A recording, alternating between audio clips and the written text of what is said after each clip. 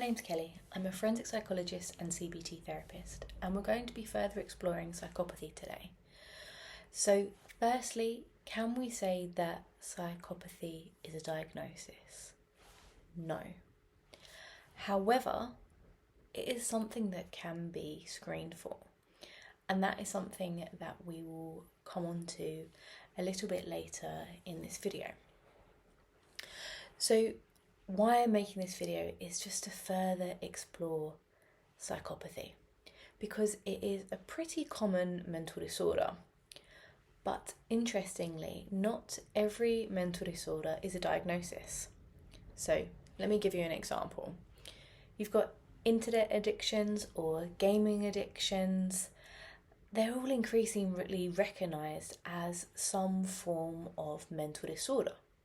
But neither of those is actually a diagnosis yet, because obviously the diagnostic manuals do update, so we don't know if it could be put in the future, but at the moment it's not going to be, and it isn't. But psychopathy is well established. It's something that a lot of people are aware of. It's used in clinical terms, it's used in scientific terms, and of course in the media. But it's essential to understand a subset of the people who express or show persistent antisocial behaviour. That's what psychopathy really is. But at a point, a person cannot technically be diagnosed with psychopathy. Antisocial personality disorder, on the other hand, is something that you can be diagnosed with.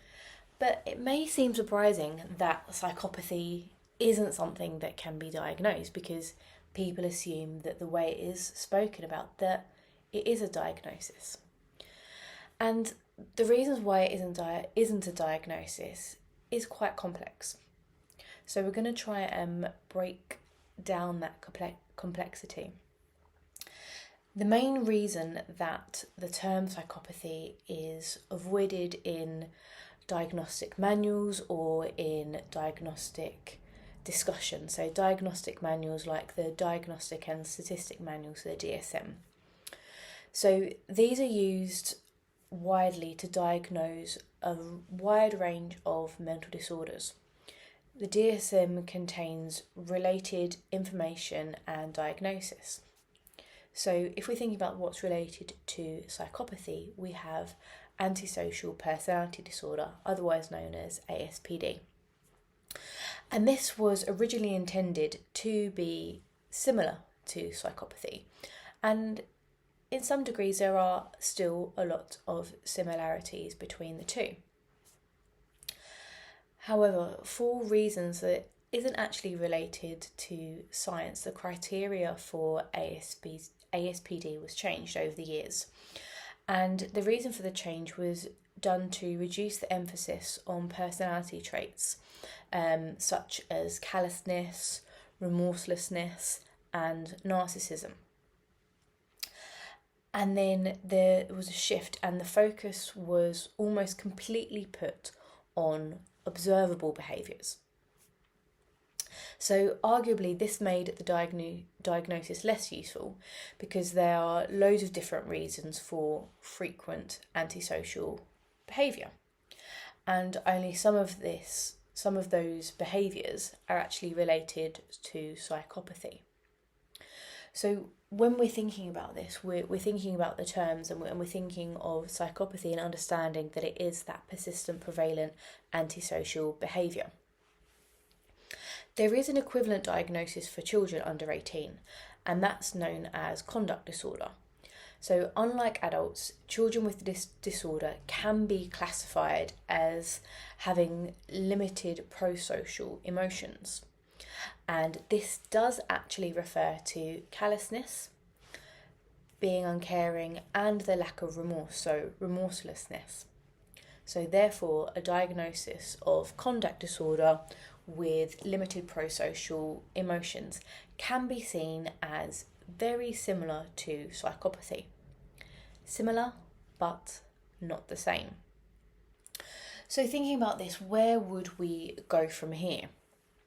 So why is the term psychopathy not included in the DSM or any other sort of diagnostic manuals.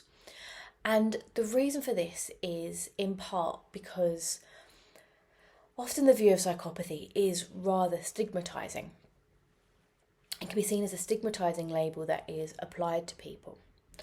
Others can worry that clinicians couldn't be expected to actually accurately assess traits like callousness, because how could you measure something like callousness and remorsefulness effectively and reliably? But psychopathy continues to be a term that is widely used, and it can be reliably assessed using several available tools and checklists, such as the Hare Psychopathy Checklist.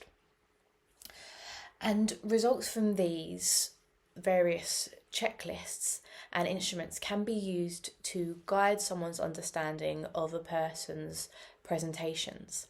And because of this can aid to guide obviously interventions that can be applied to help to improve an individual's symptoms. So really looking at all of this, that it does become a bit of a minefield, that when we are looking at psychopathy, is something that is so frequently discussed, often in the media, in television shows, and it's seen as something that can be a tick box exercise. But as we know, it isn't a diagnosis, but it can be screened for. And if it's screened for and you can understand the traits, then appropriate treatment and support can be offered. I hope that's kind of cleared up quite this complex area within psychology, particularly forensic psychology. If you like this, then please like and subscribe and make sure to check out my other videos. Thank you.